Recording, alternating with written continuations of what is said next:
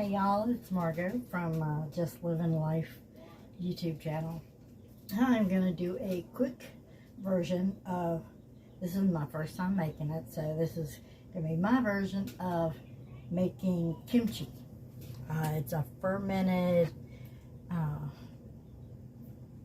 food that when you get done, you have all your vegetables and you have a chili mix that is added to it. And no one ever does it exactly the same, so I'm going to try to follow as close to one of the recipes or several of the recipes I run into. So here goes. I used 2 of these Napa cabbages. The other one was about half this size maybe, so when I weigh this, it says it is 1 pound and about 11 ounces, and the other one was probably another 0.8. So it's going to be about 2.5 pounds of Napa cabbage that I'm using. In this mix, and I've already started it, I had the other Napa cabbage in it. I used one of the large packs of large radishes. I couldn't find the daikon radishes, so I used those. On the most part, I either slice them really thin, or I also have a part on it that can make them really teeny. I don't know if you can see that. Good. And then I took 6 fresh garlic cloves. I smashed them and run them through my garlic press. Still not sure if I like a garlic press or not, but I've tried it a couple times and I'm going to keep giving it enough try to see how it goes. With this mixture, I've already let it sit for about an hour, and I put 5 tablespoons of this coarse salt on it. Mix it up real good. The whole idea is to get it to start to sweat and minimize. I'm going to cut this up, put it in there. I'm not going to add any more salt, and I'm going to taste it in another hour or hour and a half, see how it's doing, and if I like how it tastes, then I'll leave it. If not, I might add another tablespoon of salt. This here is 2 bunches of the green bunching onions. I've already took the rubber bands off of them. I'm going to cut the ends off of them and slice them in pieces about this long, maybe an inch to inch and a half. I will take those and add them to this as well. Sorry about that, y'all.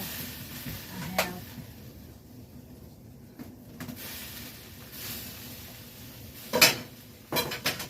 some leftover chili that I am water bath canning, and I had to bring it to a boil. Now I'm just going to let it cool all the way down. I'm going to cut these up, put them in here with the Napa cabbage, with the shredded and grated radishes, and also the crushed and shredded garlic. I'll mix it up, let it sit for an hour or 2. And then, when that is done, I will show you the rest of what I need to do. I made some rice. We will take a 1/4 cup of rice. It's either half or a 1/4 cup on this one. It says half cup. Now, the amount I'm making is a little bit more than what this recipe says, and I'm not going exactly by this one. I will link this one. It's on the tasty.com website, or the tasty.co. I will link that one, although I will put below the ingredients exactly how I made mine, so you have options. And there are thousands of recipes that are out here for kimchi. I will take my half cup rice, about a 1/4 cup of water. I found this in my local Kroger's. They say that you're supposed to have gochujang. I believe that's how you pronounce it. I'm not sure. This is gochujang, Korean chili sauce. and you're supposed to use about a tablespoon of it. So I will put it in there. You're supposed to drain the water off your rice, then add the water to it, which makes no sense. I might just take the water out of it if there's any left. Take the half cup rice, quarter cup of water, a little bit more if needed, tablespoon of the gochujang, and I found a Thai Kitchen premium fish sauce. I wasn't sure if I was going to find this. I also have soy sauce.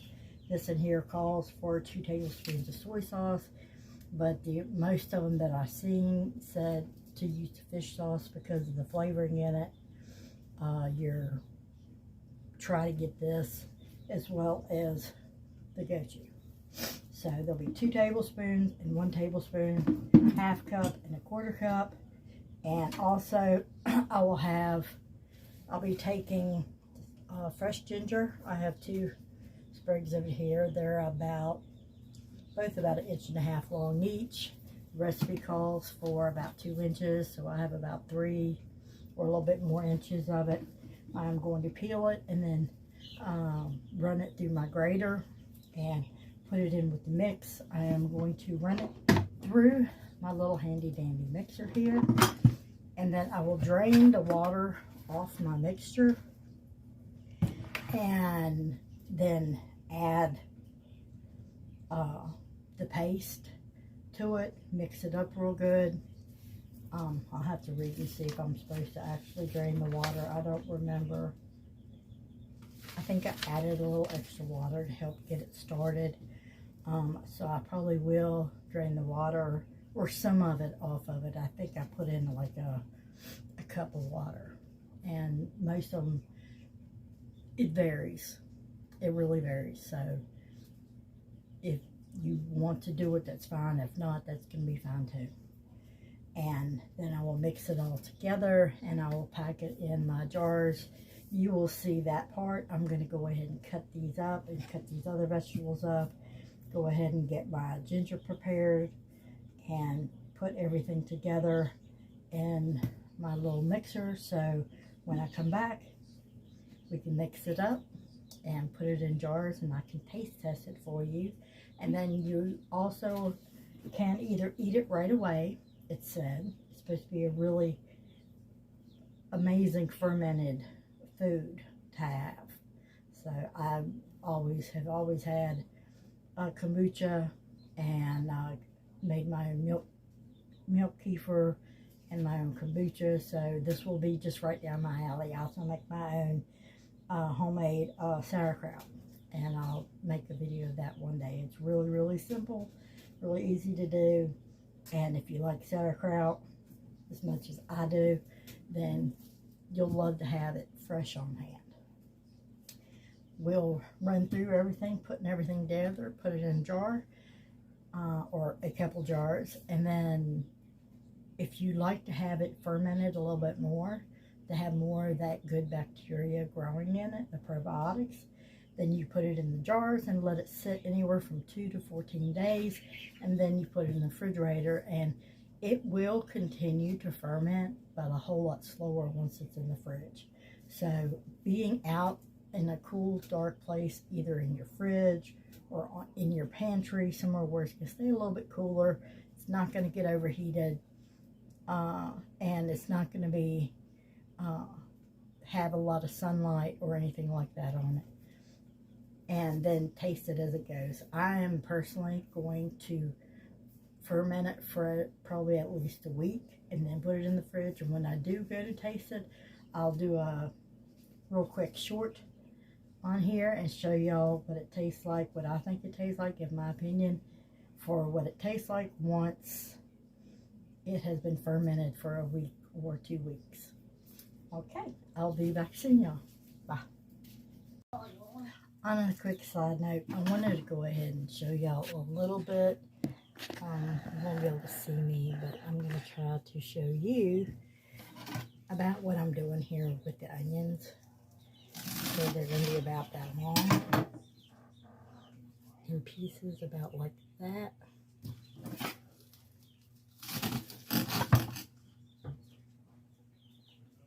It would help if I didn't have a knife in there now, wouldn't it?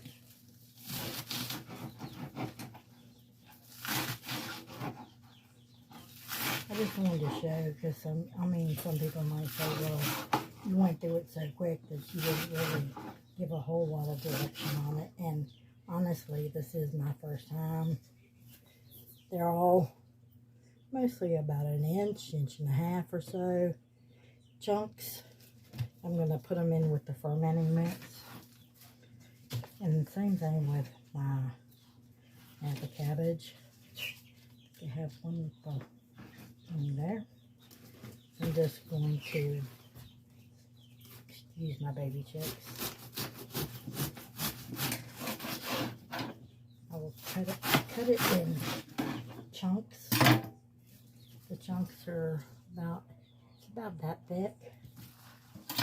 And anything that ends up not. And I am not fancy when it comes to doing this, and you don't find it. No one said you need to be fancy when you're cooking for yourself, for your family. I mean, yeah, if you're a chef, it's all fine and dandy, that's great.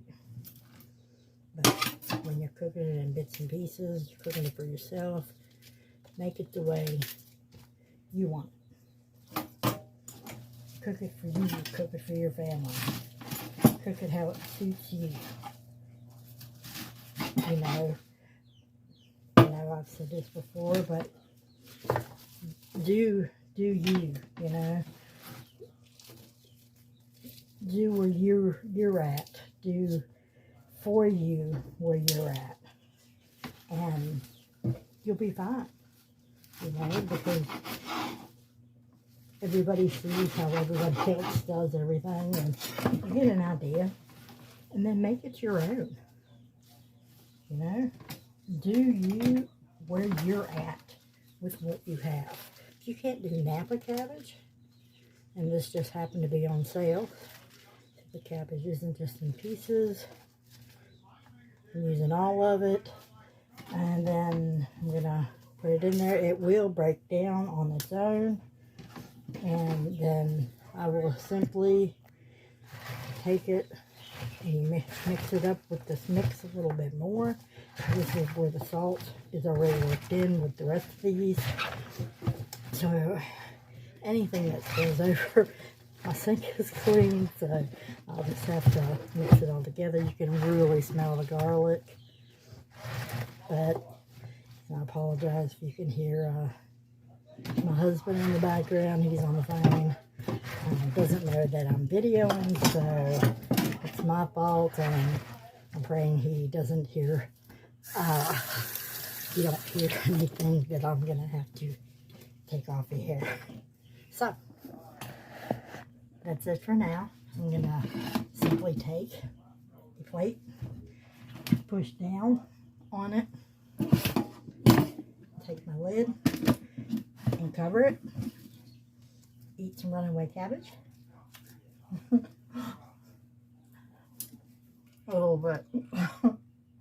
And I will be back here in about an hour and a half, so we can go over the paste, throwing it together, throw it in here, and put them in jars. Sorry about that, y'all, but see y'all soon. Bye. Hi, y'all. I am back to finish this kimchi. I wanted to do this real quick. I am heating some ham up for my husband so he can have an evening snack. And I wanted to go ahead and do this while I have a few minutes, so I can put it up and it can be setting for the next week or two. Alright, well, it has gotten very got a lot of juice in there. Let me show you. Get some of it off my hands.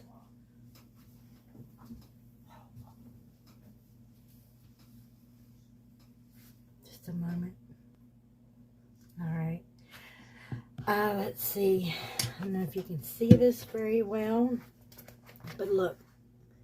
There's a lot of juice in there. So I am going to pour a little bit of it out and put it in a container, just so that I don't have that extra cup of fluid that I had in it, that I originally put in it.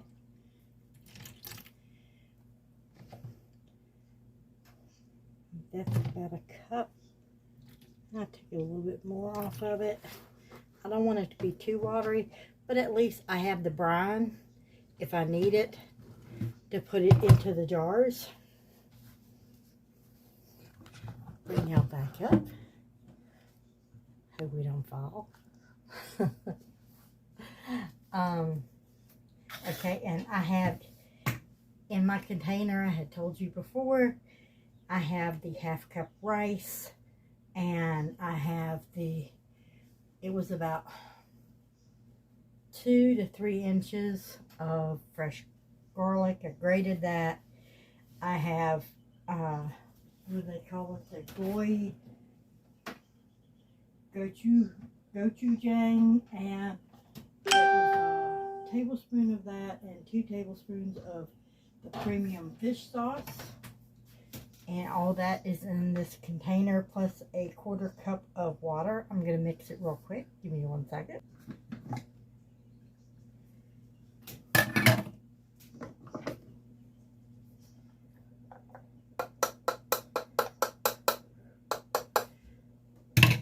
Here, you can see that's the mixture. Pour that in here. I'll let y'all watch that for a minute. Let's see if I have a spoon. I'm not really well prepared this evening, so I'm sure you can tell. It's late and we have to get up early, and I wanted to get this finished so I could get this up for y'all. This is a new experience for me, as I'm sure it will be for some of y'all.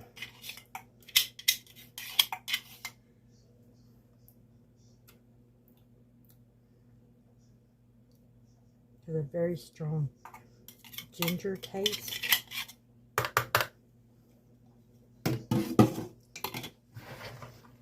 And then you're supposed to mix it up. Now, some people, they suggest to use, what do they call it? Gloves. But I don't feel that's going to be necessary.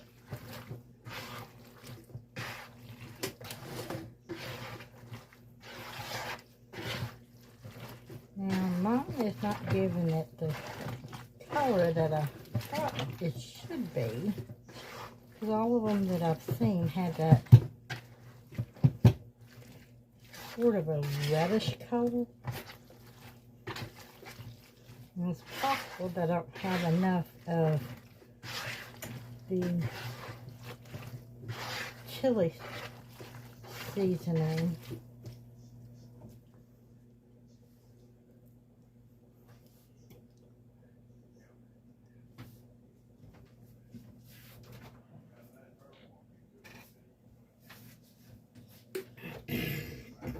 Does have a kick, but we're going to add a little bit more. It's very possible it's because I had the extra cabbage and then the extra fluid from where it's been sitting for the last couple hours, because it has been in here for a couple hours. Alright, so it's nice and mixed up, and I'm going to start putting it into my jars. You see that okay? I have some quart jars here that I've already cleaned and set out here, ready to start packing.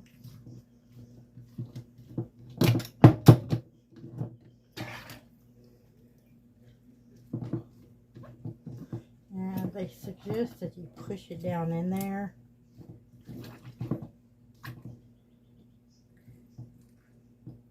Until it shows, let me set this in here, until the vegetables, the sauce from it, the juice actually covers it. That's what it's doing. And I might put in just a little, I'm gonna wait. I might use what's left of the brown that's in the bowl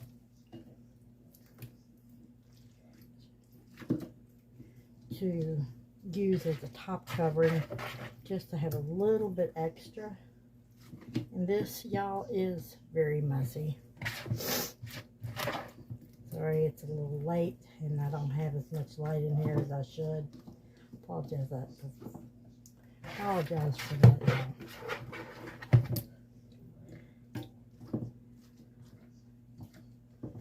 All that in there. All the vegetables. I can have it nice and packed.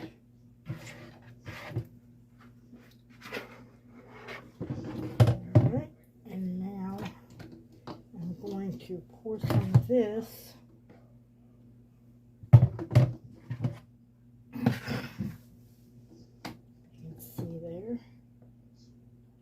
until it covers it to the bottom ring there. I'm going to do the same thing with this one. Pull it out some. About the bottom ring. Okay.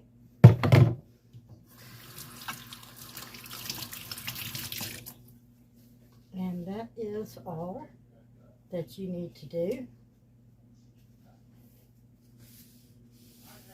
They are both packed down in there.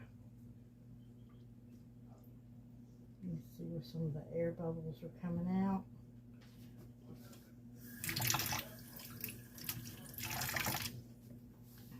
To wipe the edges off, even though I'm not going to be sealing it, which I'm sure you could once they're to the fermentation that you want it to be. But personally, I probably not sure if I would want to. I'd have to do more research, and this is my first time doing this, before I know whether or not it would be recommended to